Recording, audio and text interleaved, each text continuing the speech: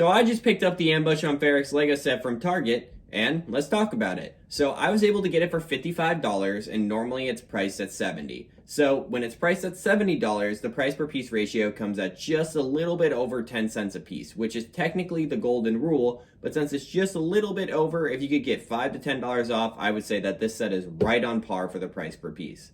Another very important thing to note about this set is that it's the only set that they produce from the Andor show. And just to talk about the show for a minute, if you're a fan of it like I am, I believe it is the best piece of Star Wars content to be created, at least since Disney acquired it. I don't really want to compare it to the original stuff because that always will have a special place in all of our hearts. But when you talk about the new stuff Disney has been making, Andor takes the cake in my opinion. By far the best thing they've made. So, you got to get the one Lego set they made from it. I'm hoping they come out with more sets for season 2, but without further ado, let's build this thing. I'm about to build the whole thing in stop motion, so stay tuned for that. And then after the stop motion, I'm going to get some more high quality shots of what the set looks like and talk about what I think. So yeah, let's see if it's worth it. Bye.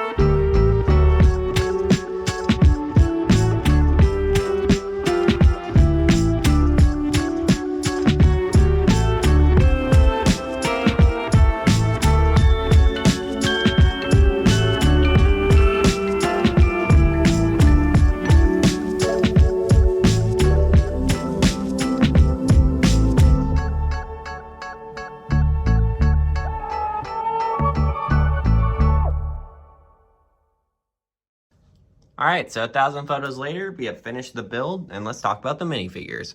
So first up, we have Cassian, and the first thing I have to say is he has like a really unique skin tone that I've never seen used for a minifigure before, so I really like that. They went above and beyond for his minifigure.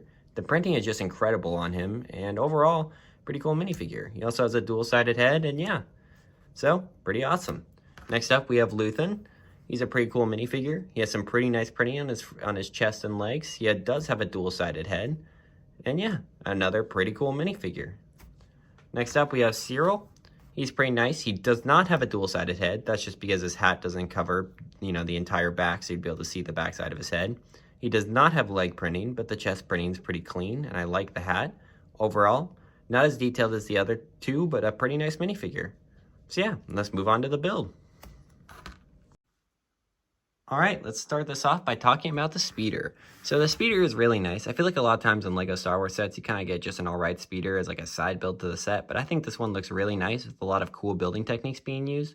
Very specifically, I really like this whip being used as a wire right there. I think that looks really cool. And I think that these little clips right here to just add that angle is really nice. So some really nice building techniques going on. And yeah, before we put it away, let me show you what it looks like with some minifigures on it. So first, let's get Cassian on there. So we can get Cassian right there, and then we can get him to hold the handles right there. There we go. That looks pretty nice. And then we can get Luthen on there. And it's a little bit hard fit, but once you get them on there, they fit pretty nice. Looks pretty good. And overall, I think that's a pretty cool speeder and a nice little side build to the set. So yeah, that's pretty cool. Without further ado, though, let's talk about the ship. So let's talk about the ship. I have a lot of good things to say about it, but also a few bad things. First up, when the wings move, I think they look pretty nice, especially with the gears rotating with it. I think that is just some nice detail right there, and it looks pretty good. And then if we look at the turret up here, I really like how the turret looks, even having stud shooters. I feel like most of the time stud shooters make a set look worse, but in this case, I feel like it makes the turret look beefier and just adds some pizzazz to the set. So I really like how that looks, and I think it's pretty cool. Another good thing to say is these side panels do open, and when they do, It's almost a perfect fit right there. There's no noticeable gap with these being able to open and close, and I definitely appreciate that. I also think the stickers on right here and right here and right here on both sides, I think that they add a lot of good like texturing to the set. So I think that looks pretty nice. And overall, when you look at it from far away on display, it looks like a pretty cool ship, and it looks very true to what the show had. But let's talk about some of the bad things. You can kind of see right here, this panel right here, all I have to do is put the most little amount of pressure and it falls off and it's broken. I've had to record like 20 takes of showing off this ship because every time I do, they fall off at the worst possible time. So I'm going to be honest, if it happens again, it's just going to happen while recording this because it is a huge problem with the set. And with having all these play features with the doors opening like this and like this, you can't have something that falls off all the time. Like a kid's not going to be able to play with this without it breaking. That is just a huge problem. If you're like me and you're just going to put it on display, it's not the worst thing in the world, but it is kind of a problem. But moving on, we can look at the interior. The interior has like some really nice stickers right here for the pilot bay. I think it definitely looks very Star Wars-y and it looks like somebody piloting a ship. So I think they achieved their goal there and I think that looks really nice. I also like that you can have up to 4, 2 on each side, like seats for stormtroopers. So I do like that this can carry the troops. The only problem with the interior is you can't see a lot of the Technic inside, but I don't think that's the most huge problem in the world because when you close this up, it's really hard to see. And then if we put Serial in the pilot seat and we close this, you can't see any of that Technic interior. So it's not a huge problem, but it is something to note that when you open this, you can see a lot of the interior Technic. And another problem / play feature with the set is the back door opens, which is pretty cool. But it's on a hinge, so it's kind of hard to open with just this little grabbing point right here. And it has 2 clips for guns, and that's it.